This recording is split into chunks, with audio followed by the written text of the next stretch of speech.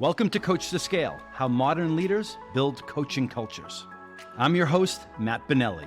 Join me as we build a community of like-minded professionals who share the belief that effective coaching improves the performance of every team member. Our mission is to help leaders become better coaches. The Coach2Scale podcast is sponsored by Coachum, the world's first AI coaching execution platform that leverages evidence-based coaching to increase quota attainment. And with that, let's get started. I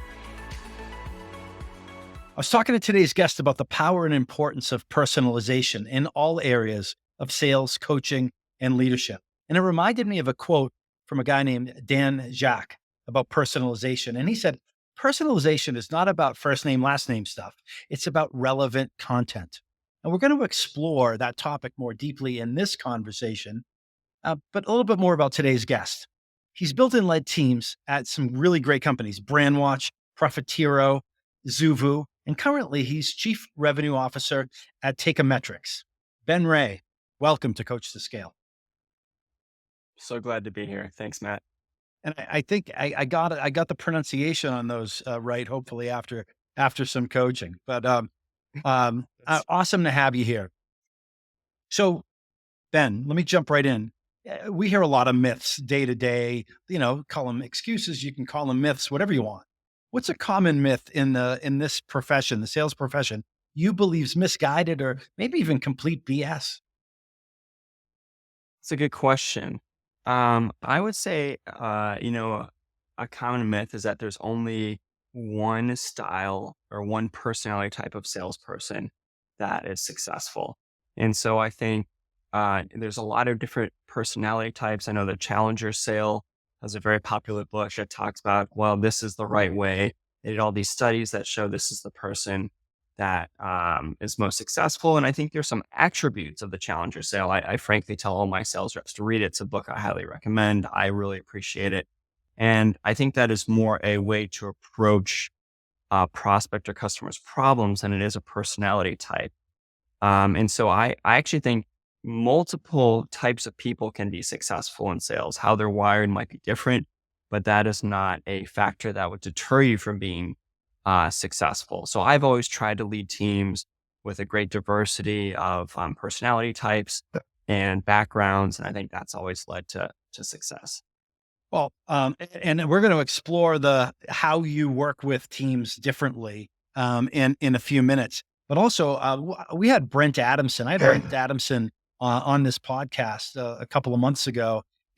Great guy, co-author of the Challenger Sale, and undoubtedly he would agree with what you just said. There's more than one way to skin the cat. You can't manage everybody the same way, et cetera, et cetera. So I don't want to put words in his mouth, but based on my conversations with him, I feel like he would agree. Yeah.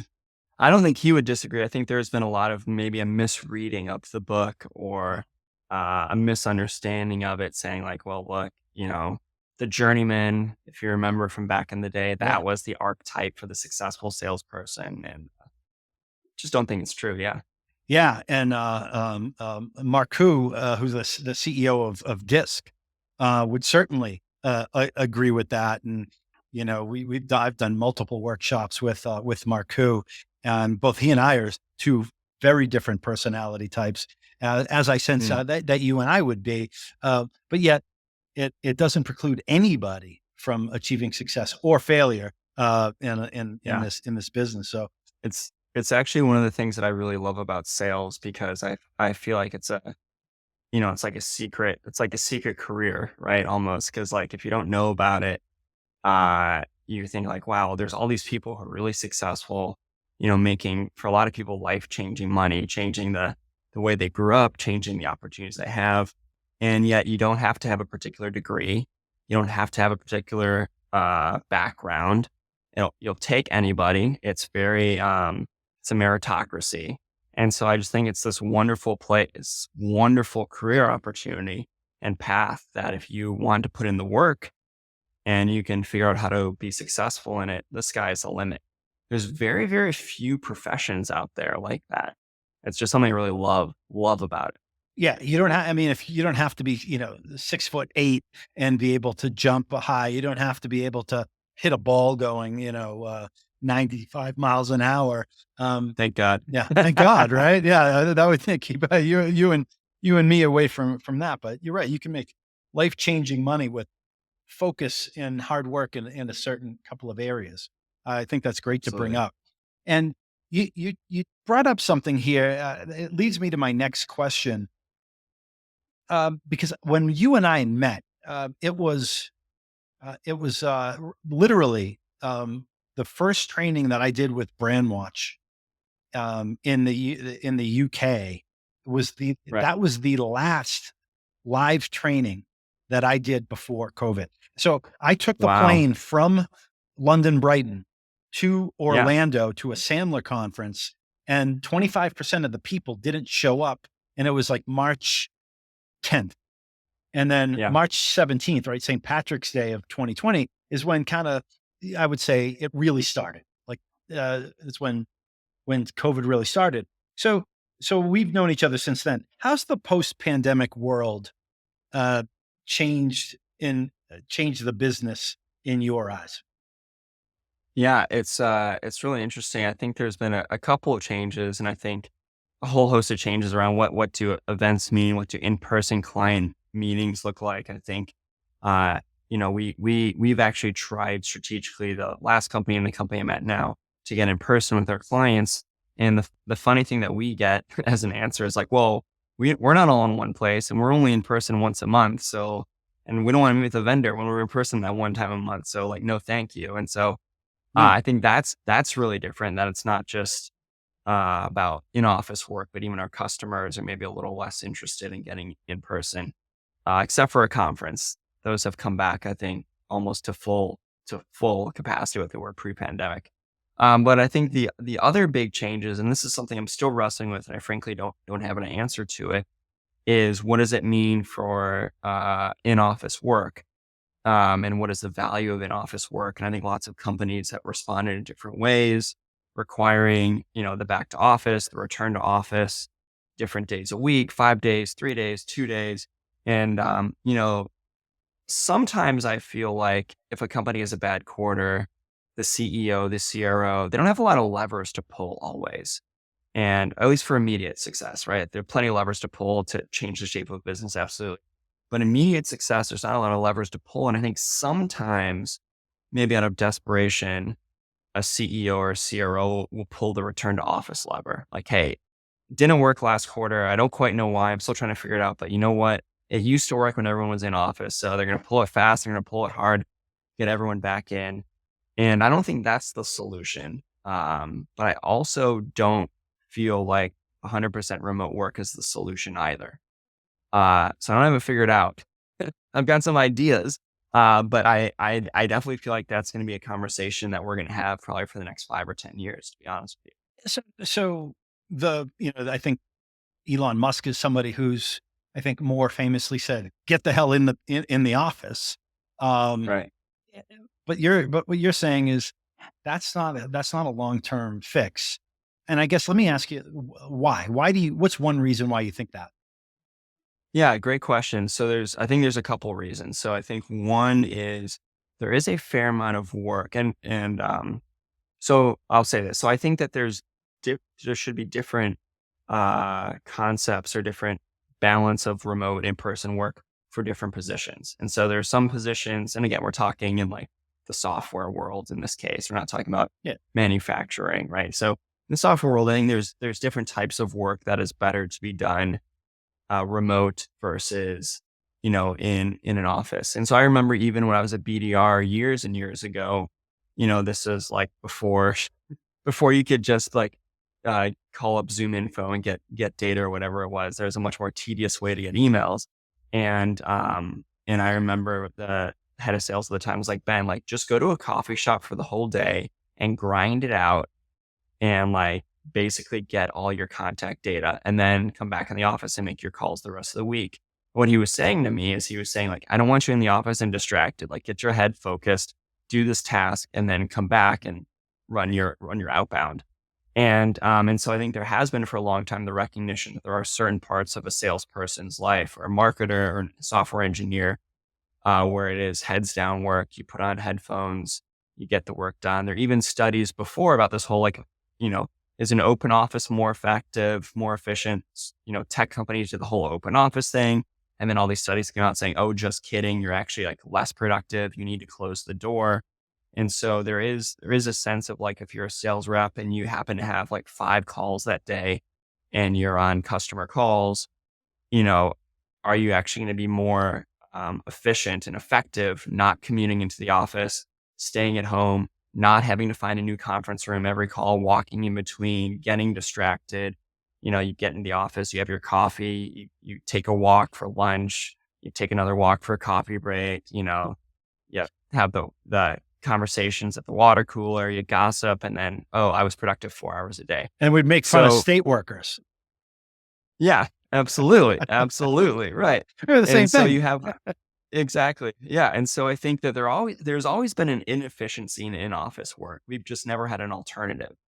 And Mm. some of those early studies on open offices versus closed offices highlighted those things. And so I do think there are real efficiencies to be gained for certain types of work. Now, other types of work, way better in person. Like, just a quick example, our RevOps person and I wanted to redesign how we are doing HubSpot and Salesforce. And it was like a 3-hour whiteboard session. I would have died if that was over Yeah. Zoom. Like, miserable, miserable. But we re-architected our entire RevOps world. We did 3 hours on a whiteboard, and it was way more efficient than if we had done, 6 30-minute meetings over 2 weeks. Yeah. And so that's where I'm still trying to figure it out. There's like training, brainstorming, creative work, strategy work in person all day, every day, heads down, what I would call IC work or any of that stuff, way more effective working from home. Yeah. I remember even just being in a big office environment with an office or a cube and having to do some focused, thinking type work. How to get the hell out of there for a Yeah. whole bunch of different reasons. Makes sense. So Ben, one thing you said, and I took a note to come back to it. You referred to like whether or not, well, you referred to salespeople and you said something about a college degree. Mm, And like I have a college degree. My guess is you do. I don't know, but most people that we work with do. And one of the things I've read about and observed from COVID is the focus more on skills than on degrees. Do you see the requirement of having a college degree changing or going away over the years? Because candidly, I look at sales as a unique, that secret profession. And one of the yeah, things it can do is it can create life-changing money, and you don't have to absolutely. spend $250,000 on an education. And I'm not, I just wrote checks for 2 kids back there to Yeah, go, yeah, and I'm yeah, proud of what they're doing and how they did in yeah, college. I just wonder, it's not accessible to everybody, but, do you need it in absolutely. sales? Yeah, believe me, I've got 2 younger kids, so I'm looking at what it's gonna be in 10 years, 15 years, and it's terrifying. Yeah, I actually have mixed feelings on this, so I'll offer you kind of both sides as opposed to a definitive answer, so sorry Sure. about that. No, it's On the one hand, and I think, again, the other really great part about, the career that is sales is that there's a lot of different types of sales, right? And, there's sales that requires some more, like say you're selling consulting. There's not an actual physical good. I sold consulting as my first sales job ever. I thought it was a great training ground for me. And there was no physical product. It was like, tell me what you want to do, and then we'll kind of craft a solution for you. There's a lot of custom technology that does that as well. And then there's some more transactional sales that's kind of like, hey, here's the thing. There's 10 other things like it. Like think about like a chat bot, like Drift or one of its competitors, right? It's kind of like, here's the thing. You can go on G2 Crowd. There's 500 other companies that do the same thing. Do you want these features? Do you want this price? Like, yes or no? And sorry for anyone who works at these companies who is saying it's way more complicated than that. I'm sure it is, but they're just more commoditized transactional products. And so I would say for a certain set of certain type of sale, you absolutely do not need a college degree, right? I think something that maybe doesn't require some of that level of thinking, you don't need a college degree. And frankly, I think all the points you made about the cost and the waste of time, like imagine, I sometimes think like, what would have happened if I got in sales at age 18? How much more rapidly could I have accumulated money and not had debt, right? But I will just say, on the other hand, the two things that I felt like I really got from my college degree was one, an ability to write. I think I'm a much better writer because I had those 4 years of college. And in sales today, in 2024, you do an awful lot of writing, emails, proposals, slide decks. Like there is a large amount of writing that you have to do. And you can't just word vomit. It has to be very concise. You have to use the right words. So that's, I think, point one for the college degree. And then I think point two is I do think the other skill set I learned was critical thinking. And again, not every sales job requires critical thinking, but I think a lot of enterprise sales, multi-million dollar contracts require a certain level of critical thinking. I think executives buy from enterprise sales reps who they believe are teaching them something. And I think there's something to be said about having a college degree that allows you to think like that. Again, exceptions all over the place. These are generalizations, but yeah, I love it. I was taking a note here. I love it. We had a guest on. He's the founder of Invoice Cloud, company that Dan Freund great works company. with. You and I both Right, know Dan, right. and he talked about the importance of compound experiences. So juxtapose that against compound interest, right? The Yeah, miracle of compound interest. Well, he said the same thing about compound experiences. You know, if two people work in the same world and one of them works 40 hours a week and the other one works 50 hours a week, all other things being equal, over time, the person working 50 hours is getting 20% more right, experience, right? Just like as an easy example. If you start your career at 18 and you are right. making money and you're investing it, that's the compound interest. But think of the compound experience by the time you're 25, which is generally where most of us kind of get into a career Yeah, it's type. when you're not a BDR anymore, Yeah, right? That's it. yeah, That's your age. yeah. Yeah, So it's 7 years. right. It's just interesting. And then, just the point about writing. I remember what I learned from my college professor about writing. The first thing I remember is that a lot. He did this technique a lot. It's two words, Hmm. and I remember going Right. up and writing ALOT with the thing. Anyway, I digress. Um, but writing is a skill. And I bring this up because I recently took a class through Coursera on writing, Mm, like a couple of months ago. And I learned a lot from it. It was great. And so like that's a skill. Skills can be taught. It's different than critical thinking, right? But agreed. so I just wonder like if someone No, is I think that's a motivated. good. I think that's a good point. I wonder if there's almost room for some sort of skills based sales program, right? That teaches you. Because even as you were saying, I was kind of arguing with myself when I said, well, even the writing I learned in college, and I was a religious studies major, and so it was a lot of like philosophical writing that obviously I'm not doing any of that today. And so even that writing is radically different than board slides, right? Like board slides, you have to follow the 6 by 6, six words in a bullet, no more than 6 bullets on a slide. Not, the writing I did in undergrad was the opposite of that. So I almost had to unlearn things to write really effective board slides. And same thing with the positioning statement Hmm. for a new product launch. And so, yeah, I think there's something to be said there about contextualize skills for the job. Well, contextualized skills. So I think that's a good segue. We talked about you and I in a prior conversation talked about personalized training.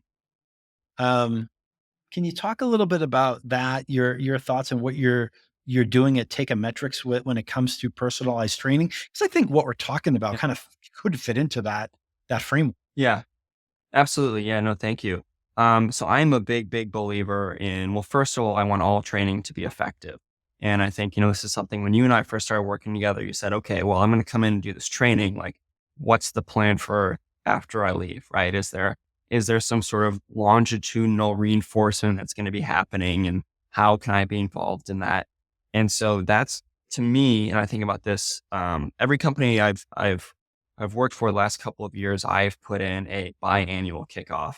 I think the once a year sales kickoff is just not as effective. You kind of get everyone together, you rah, rah, rah, you celebrate, you do some training, and then you go home and that's like it.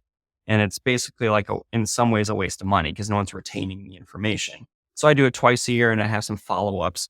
And so for me, I at some point in my career got hyper focused uh, on transformational learning, which basically means retention and application, right? So how can you retain what you learn and how can you apply it as quickly as possible? And as I started thinking more about that, I very quickly was like, okay, well, people are gonna people are gonna ingest the information differently. There's all these learning styles. There's people who are more visual, people who are more auditory. There is people who learn in different ways, they have different preferences. And so that really took me down the track of getting more focused on different people's uh, personalities and how they learn.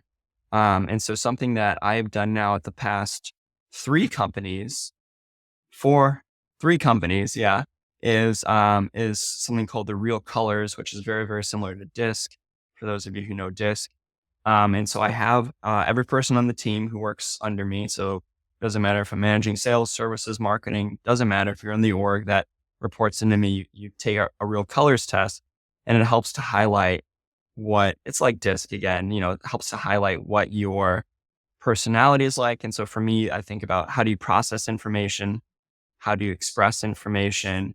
And what are some preferences around the types of work you like to do and where are you strong or less strong?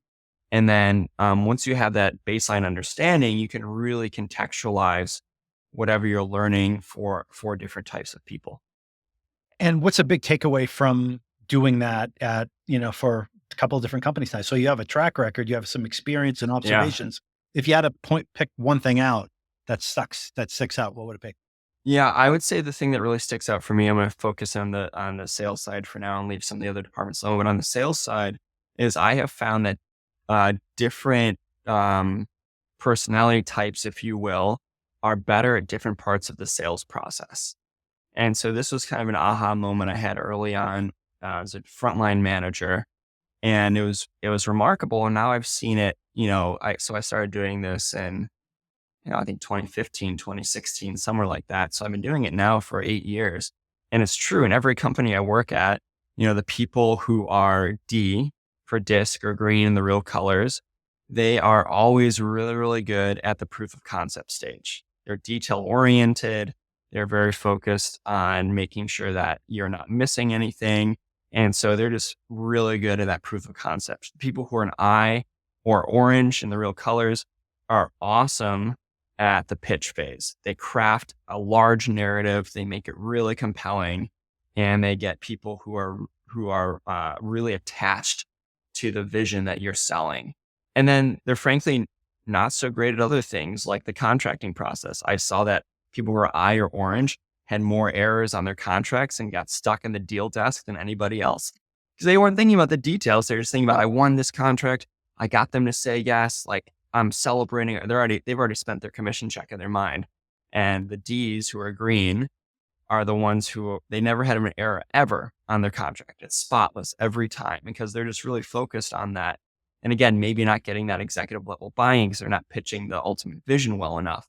And so that was a big aha moment I had. And so now when I do this training for salespeople, I actually tell them like, hey, here's a part of the sales process you're probably going to be great at. And here's part of the sales process you're probably not going to be great at. So let's, double down on your strengths and let's coach you up on some of your weaknesses.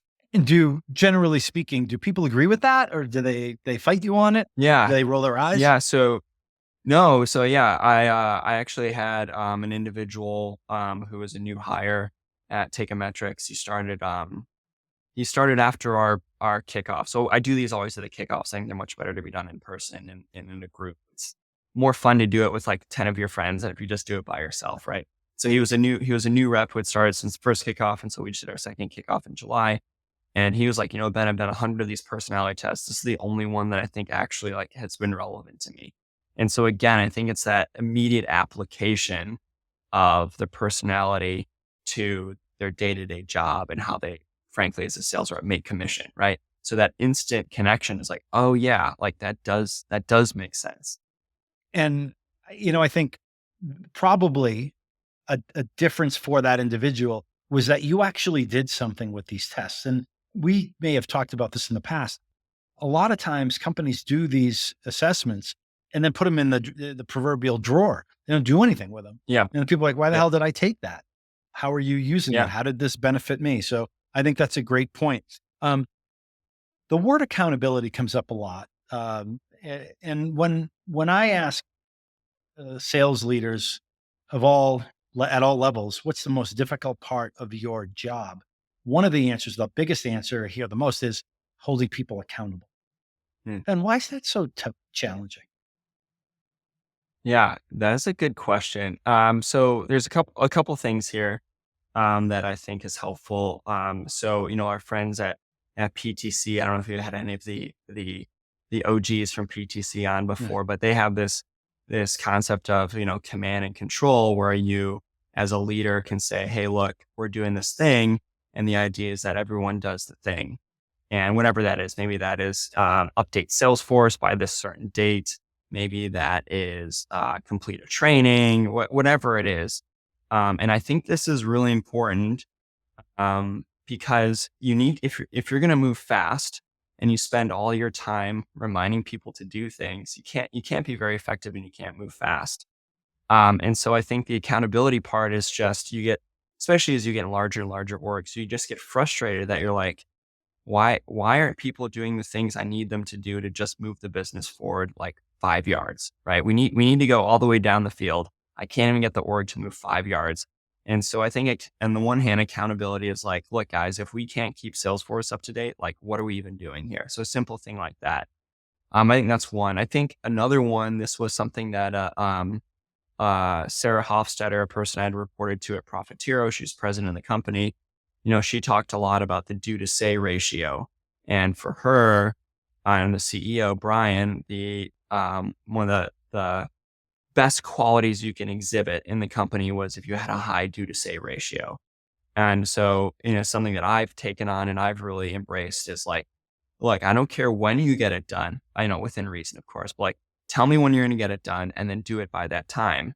And for me, if you can say, hey, I'm going to get it done for you, whatever it is, it's a contract, it's a upsell, it's a training deck that you're putting together, it's an introduction, whatever it is. If you say, hey, I'm going to get this done by, next Thursday at noon and you get it done on time, it's like you're starting to build momentum and you're starting to put deposits in the social bank, right? Like I said, I can do the thing and I will do the thing. And I think there's just a lot of people out there who can't or don't do that for a variety of reasons. And so when you find someone who has a high do to say ratio or someone who can run an organization with a tight command and control, you're like, wow, this is like an impressive person. And so I love that. And just to repeat that back, do to say is you do what you say you're going to do, right? It's follow Right. through, right? Exactly. Yeah. Exactly. And yeah, that's awesome. I love that. Um, and another thing, and I'm pivoting on some different topics here, AI. So, and I know you have a point of view on this. It's a big topic these days. How how are you leveraging AI? That's a good question. Yeah. So obviously in our company and our product, it's a core component. What was interesting was I had when I first joined, I've just been in the company a year at TeikaMetrics, and I first joined, I wanted to go into the Wayback Machine. So there's this website online called the Wayback Machine where you can look at like previous websites. And I saw that in 2018, The the company Wayback has started Machine? using, yeah, the Wayback All right, Machine. that's cool. I'm Yeah, gonna you check should that check it out. We'll out. put that in the show Yeah. notes. All right, cool. So I went to the Wayback Machine for our company for TeikaMetrics, and it was like we were using the AI language back in 2018, and I was like, okay, like this is awesome that we were kind of doing that before it was all the rage. And so I think that AI is here to stay. I think that there are going to be some really awesome applications for it. I know, for instance, one thing that I have my team do is I told My team, everyone should download either Gemini, which is the Google program, or ChatGPT, which is OpenAI. And what they do is that they will take their and Gong, for instance, we use Gong, has this built in. They'll take a transcript of a call, they'll run it through ChatGPT, and they'll say like, give me what were the five most important things my customer said, and it'll spit out the five most important things. And then the other prompt I had them do is I said, what you can say to ChatGPT is, the customer was like this. So for us, because we work with people who sell on Amazon, it was a brand who sold on Amazon. And here's the company name. And it said, find me five more companies that are like this. And so the workflow is they have a call. If it's a good call and there's tight product market fit, they then put the transcript through ChatGPT and they ask it to find five companies like it. They get five companies back, and then they go prospect those five companies because they know that there's an immediate use case there. And remember, in the old days, you'd be like, okay, well, I have a hunch this customer Yeah. might fit. Now let me figure out who else is like them. And so there's all these what I would call admin research tasks Yeah. that just get, it's immediate as opposed to an afternoon of having to do it. So I'm familiar with Gong, and I think and ChatGPT and Gemini. But I think what I hear you saying is you take the transcript, the Gong transcript, and you put it into, let's say, ChatGPT, and the command is could be what are the five most important things the customer said, or this company is X. What are five companies like X Right. that we could be targeting? Yeah, Yeah. that's fantastic. That's really, really cool stuff. And there's a big point of view and a concern out there among people that AI will take sales people's jobs and it'll allow for greater profitability for companies. And I'm sure Yeah. that's true to some extent. There's another school of thought that says AI isn't gonna take salespeople's jobs. It's gonna take the jobs of salespeople who don't leverage AI. Which one of those do you agree with most? Oh, absolutely the second one. Yeah, absolutely the second one. So I think that there is always going to be, as long as there are humans who are purchasing things, you'll need humans to sell, right? It's just how it works. Now there's some things that are very transactional, and we sign up for Netflix without a person, right? But I think for large ticket items or items that are more complex, you absolutely will need people. And if I have five sales reps on a team, and three of the sales reps are doing these prompts and they're at 120% of their quota, and two of them are not, it's going to become pretty obvious what the gaps are. The one thing that I do know is that salespeople are always, the good ones anyway, are always looking for the edge. They're always looking for like, what is the thing that I can do that, Bob on my team isn't doing, or in a more collaborative way, like, what are we doing that this other company isn't doing? So I have no fears that the sales profession will adopt and use AI, and will do so pretty aggressively. I think, the sales profession is incentivized and encouraged to disrupt and to adopt new things, because if they don't want to be left behind. It's a very, goals oriented, outcome oriented profession. So yeah, I'm not concerned about the adoption. It absolutely will require it. And I do think some jobs will in fact go away. And the hope, of course, is that this will allow people to do more interesting work or maybe slightly different jobs. So I don't think that total jobs will go away, but I do think there are some jobs absolutely that might no longer exist in 5 years. Well, we won't name those types of jobs. We don't want to freak We'll anybody leave out. those alone for this one. Yeah. Well, we'll let someone else figure that out. So, again, let's pivot here. Um, Ben, you've been with TeikaMetrics for over a year now. Um, can you briefly tell the audience what TeikaMetrics does and what excites you most about the opportunity there? Yeah. So what TeikaMetrics does is we're a marketplace optimization company for people who sell on Amazon or Walmart or TikTok. And so what that means is that we help companies with their advertising. So if they're running ads, we have a software that can predict when you're going to be out of stock with your inventory, and we can do some diagnostics to say like, are your listings right? How are you pricing? Do you have enough reviews? So essentially, we are the one-stop shop for if you're a company who sells on Amazon, Walmart, or TikTok and needs to ultimately improve your top line sales and your profitability. Um, and yeah, I'm really excited about it for a couple of reasons. So one is we have a lot of different components of our software that uses some predictive technology.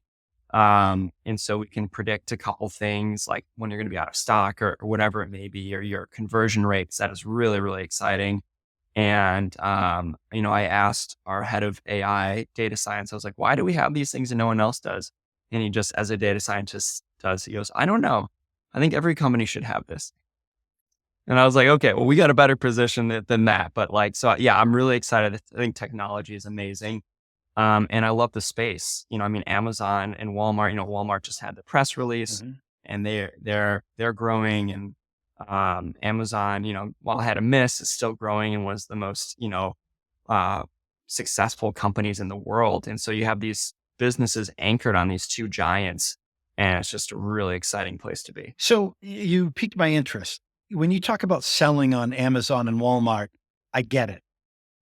When you talk about selling on TikTok, I I nod my head, but I'm not really sure I know. So Yeah. what's like how, that sounds like I mean, you've mentioned it a couple times.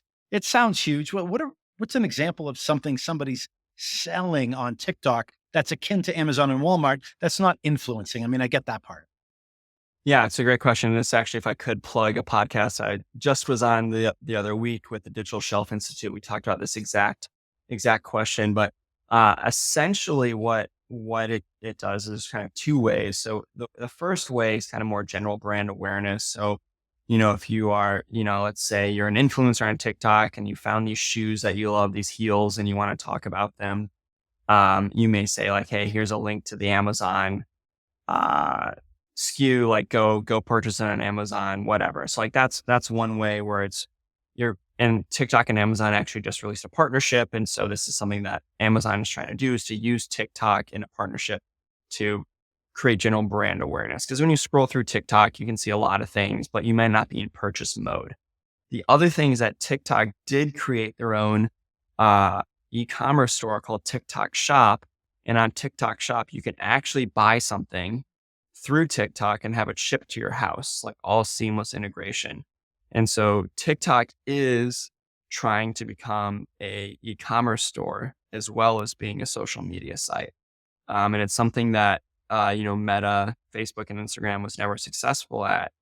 But I think TikTok's approach is different because they're doing both and they're doing the ecosystem play with TikTok, and they're doing the direct to consumer play where you can actually make the purchase right then and there.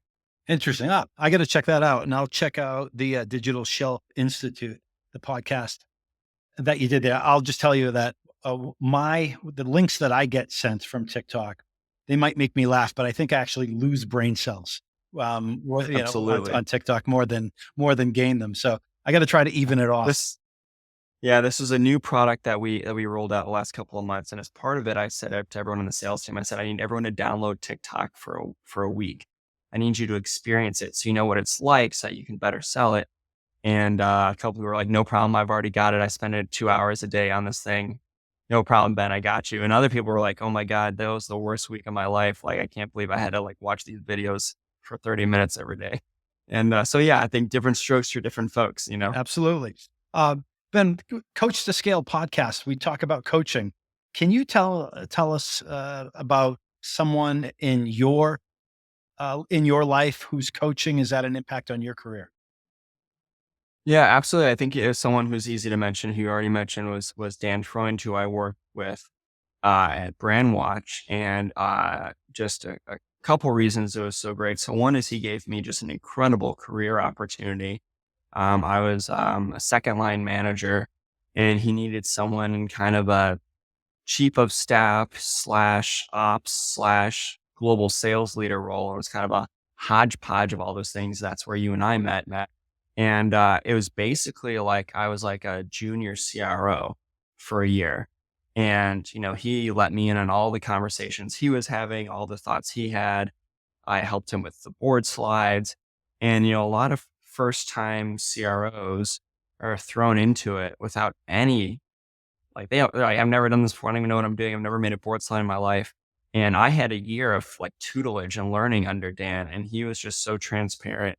This is when we were all going into the office. And so I lived like 20 minutes from the office, and Dan lives in New Hampshire, and he was going all the way down to Seaport. And for anyone who knows Dan, he always loves to do a phone call on the way into the office because as soon as he crosses the threshold out of his house, he is in work mode. And so he'll call people, talk to people in Europe or call me.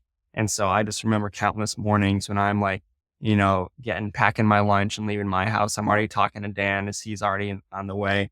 And it was about life. It was about leadership. It was about managing a board, managing a CEO.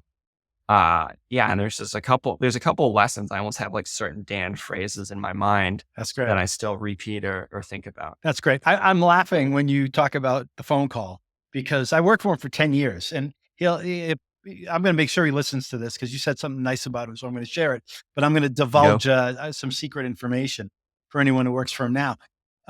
This is back in the commuting days because now he spends most of his time in Maine, Up in so it's Maine, even right? further. So Yeah. but when he would call at like 5:45, like I would know he's probably, leaving the office and I'd text back, "Hey, I'll call you back."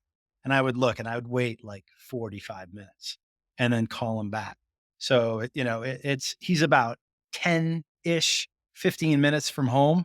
And There so you go. I knew his time block. As soon as he goes in the driveway, he's like, "Oh yeah, below the driveway. I'll That's catch up with right. you. I'll track you down." That was just great. But yeah. So anyway, little secret That's good. there. I wish I would have known that lesson. That one I didn't catch on. Well, That's good. listen, it's that's extra. Pro You guys tips. hired me. Pro tips. It's extra for that. Yeah. Um, that's awesome. So I don't know what your thing is if you're a sports fan or not. I know you got Led Zeppelin in the background, so you're a musician. You can go anywhere you want with this question, but the answer I'm looking for is really somebody who's in the public eye that a lot of people would know the Hmm. name. Who's a coach? Like, who would be your favorite coach? And again, you can use that term interchangeably or loosely. Yeah. So I will say, I was born and raised in the Chicago area, and I was lucky to be born and raised in the Michael Jordan Chicago era. And so Phil Jackson Mm, for me is just a quintessential expert coach. And one of the things that I loved about him, and he even wrote a book on this, is his like approach to he had a couple of approaches that I appreciated. So one is he wrote a book on like Zen Buddhism and its impact on coaching, yep. which I thought was like really interesting. But he really thought very holistically about coaching. And he understood that if his players were leading excellent lives in every part of their life, they were better players. And so I think even if I look at, Tom Brady and his approach to being a player is he had a very holistic approach to being a player. He wasn't like, okay, I'm game time, not game time. He was like his entire life was like being the best quarterback in the business, right? And so I would say like Phil Jackson's approach to that holistic, every single thing I do impacts my job. Every single thing at my job impacts my personal life, and it's all one giant life that I'm living is really the approach I take. And I encourage my team to do that. There's a guy in my team, a short story, who this happened a few times throughout my career, who asked if they could go to therapy and if they could take an hour during the workday to do that. And, I've always said yes. And I said, look, the reason I'm telling you that I love this and I definitely am fine with you taking that time off to do it is because I know that whatever you're going through, if you can go through those things and you come out on the other side a better person, you're going to be a better contributor for me. And so like, I want you to know, like, I want you to be the best you can be in all parts of your life because as a human, as a leader, that's important to me, but also as a capitalist, I also know you're going to be a better salesperson because everything is going in a positive direction and everything is interconnected. And so, yeah, that is absolutely a core leadership principle, I believe. Well, I love the Phil Jackson reference, and we could probably do a whole episode on Dennis Rodman. I mean, I was thinking, well, it doesn't Oh my apply God. what you just said doesn't apply to Dennis Rodman, but that does because he was the same on the court as he No, was off the Phil let court. him live. He Yeah, let him live his he was living life. his best Remember the life. whole wedding dress Yeah, thing? Yeah, he did whatever he wanted. yeah. Yeah, absolutely. All right. And then on a more Absolutely. serious note, there's a lot of focus, rightfully so, on taking the stigma out of mental health issues and therapy, right? Look, we all need therapy. We find it in different ways. I mean, unfortunately, sometimes the way we find it is, the couple of drinks after work, Yeah. and with a friend. I mean, and that could be harmless, but still, it's not the best for you, right? So, so I think you're on the cutting edge, at least from my perspective, in having those conversations with people, and then having a point of view, and then letting them do that. I haven't heard that before, and I think it's excellent. So, Yeah. kudos to you. I mean, what I always tell people, as I said, is, hey, look, like I'm your boss and I'm here to help you grow your career. And I'm open to talking to you about your personal life. And if you want to talk about it, I'm here to listen, but I'm never going to pry because that's, a distinction between work and your personal life. But I tell people, every time we do a kickoff together is I ask people to examine their lives and say, like, where is there a part of your life that is not at a 10 out of 10? Where are you maybe a 2 out of 10 or a 3 out of 10?